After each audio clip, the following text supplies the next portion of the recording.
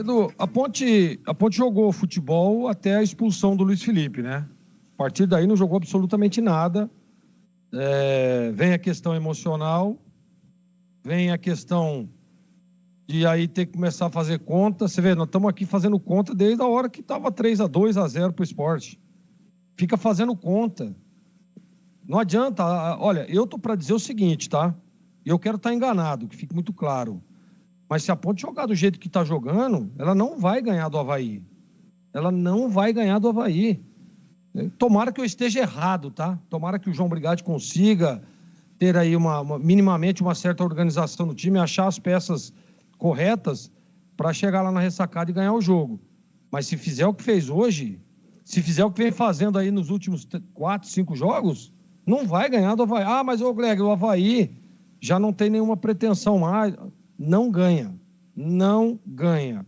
Então, é bom ficar muito ligado. Claro que eu não acredito, por exemplo, numa vitória do CRB, né? Também a Chapecoense pode ser que surpreenda, né? Mas eu acho que vai para a última rodada, que o CRB, para mim, o Santos vence amanhã, vai estar lá, Vila lotada, troféu, recebendo troféu, tal, o entusiasmo danado, e o Santos não vai querer manchar o título diante da sua torcida contra um time que está lá perto da zona de rebaixamento.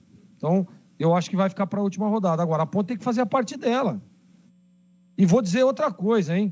Não foi hoje que a Ponte, tomou 4 do Sport. Meu Deus, não é hoje, gente. Isso aí é o resultado do que vem acontecendo dentro da competição. Lá atrás, dentro do segundo turno, principalmente, né? Que a Ponte, se não for a pior, está ali no bolo ali dos times do segundo turno.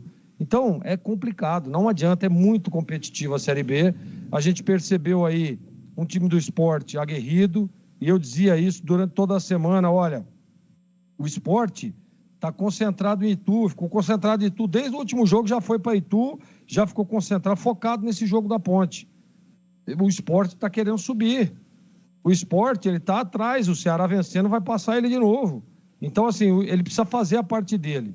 E a gente sabia que seria um jogo duro e difícil, mas não da forma que foi, né, Edu? Mais uma expulsão, né? Sai atrás no marcador, tem a chance de empatar, erra, e aí vem uma expulsão, e aí não tem como segurar.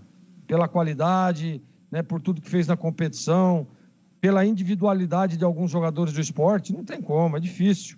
É difícil. Então, o 4-0 realmente vergonhoso, e o torcedor tem que realmente ficar chateado e preocupado, porque a Ponte, para mim, é uma séria candidata ao rebaixamento. Não pelos outros times, tá? Mas pelo futebol que ela vem apresentando, Edu Pinheiro.